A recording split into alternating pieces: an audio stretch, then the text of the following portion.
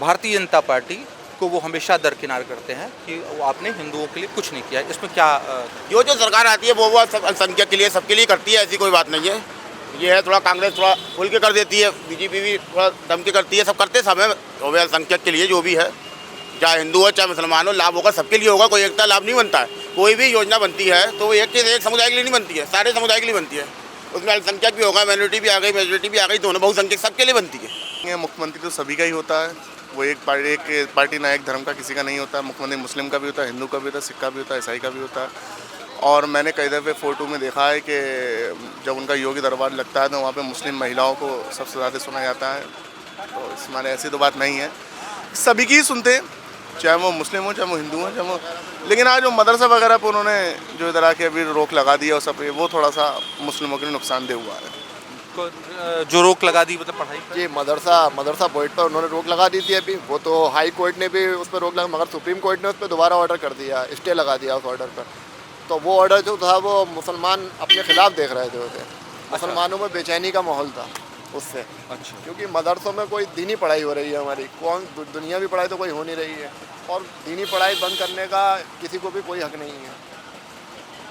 जो मदरसों की पढ़ाई उन्होंने बंद कराई थी उससे मुस्लिम समुदाय उससे बिल्कुल नाराज थे मुसलमानों में, बहुत रोष है उसमें।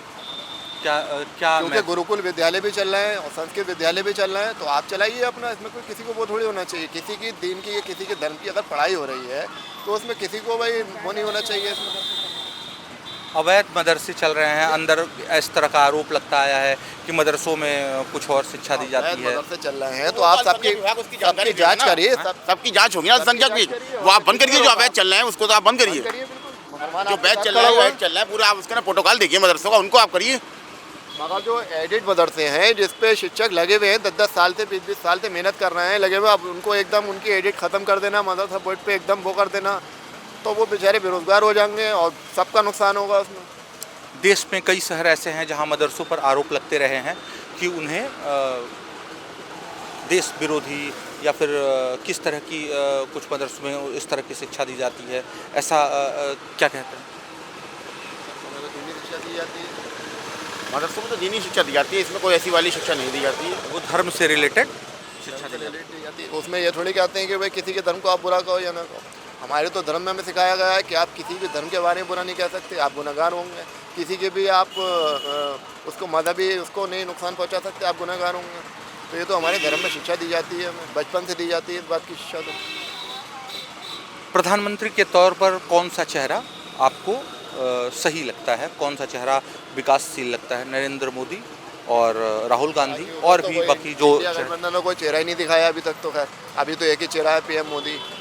अब उनके सामने देखिए कौन आते हैं, केजरीवाल या ममता या फिर राहुल गांधी, जो भी आते हैं। आप किसे देखना चाहते हैं? ये है भाई, मोदी जी को इतना टाइम हो गया तो भाई अब यह है कि राहुल गांधी को भी जनता देखना चाहती है कि वो क्या करना चाहते हैं। वो इतने टाइम से मेहनत कर रहे हैं, ज़मीनी स्तर पर काफ़ी मेहनत कर रहे हैं, तो भाई उनको भी चाहिए। मोदी जी अभी तक तो ज़मीनी स्तर पर उतरे नहीं है कहीं पर भी, मगर राहुल गांधी बहुत मेहनत कर रहे हैं, तो भाई जनता को उनको ही मौका दिया जाना चाहिए।